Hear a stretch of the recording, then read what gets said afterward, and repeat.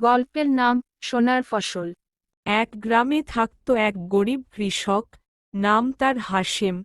সে খুব পরিশ্রমী ছিল।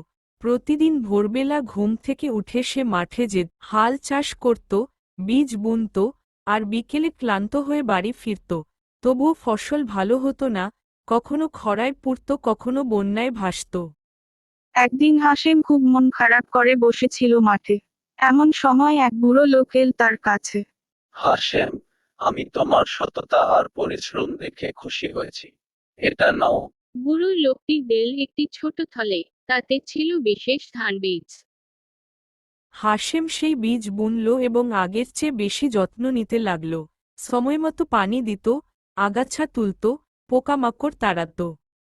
কিছুদিন পর সেই জমিতে উঠল উজ্জ্বল সোনালি ধান। পুরো গ্রামে হইচই পড়ে গেল।